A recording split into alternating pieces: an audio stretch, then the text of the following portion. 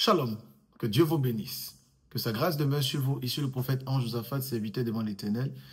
J'aimerais donner une pensée prophétique.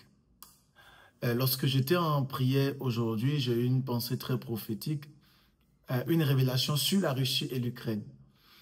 Ça fait déjà plusieurs années que j'avais annoncé cette guerre qui allait se manifester à l'est de l'Europe et j'avais expliqué que la Russie allait faire ce qu'on appelle une invasion au niveau de l'Ukraine et tout ce qui va avec.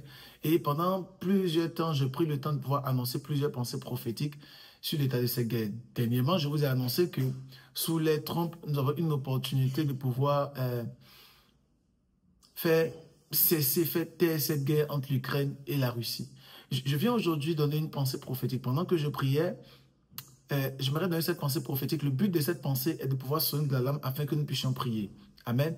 Que nous soyons en intercession. Dernièrement, je ferai sortir par la grâce de Dieu plusieurs pensées prophétiques et nous serons nous tenir à la brèche. C'est notre émission où nous tenons à la brèche pour prier pour les nations. Alors, ce que j'ai vu, c'est que il y aura comme un semblant de paix et j'ai vu les Ukrainiens bombarder la Russie. Et j'ai vu cette guerre reprendre un temps soit peu. Alors nous devons être en prière parce que j'ai vu comme une attaque ukrainienne, je pense peut-être par accident, mais une attaque de l'Ukraine sur la Russie et qui va créer encore des troubles et qui va créer encore la terreur.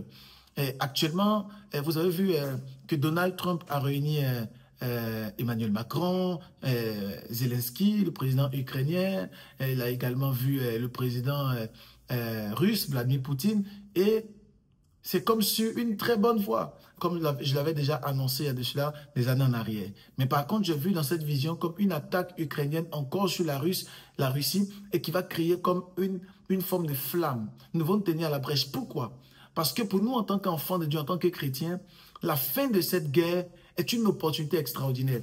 Nous devons vraiment nous tenir à la brèche parce que cette guerre doit s'arrêter.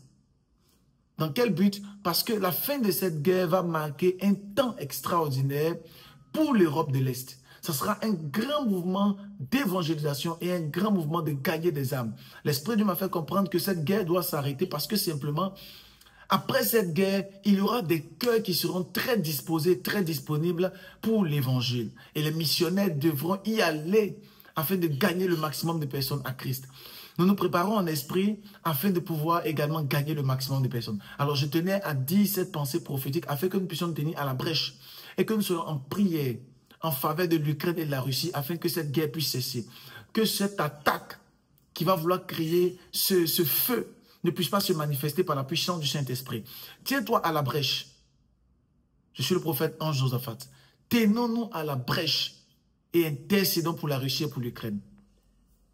Que Dieu vous bénisse. Nous reprenons avec nos pensées prophétiques très fortes et très puissantes. Garde-la, prie avec cela, parce que ce sont des orientations très, très prophétiques.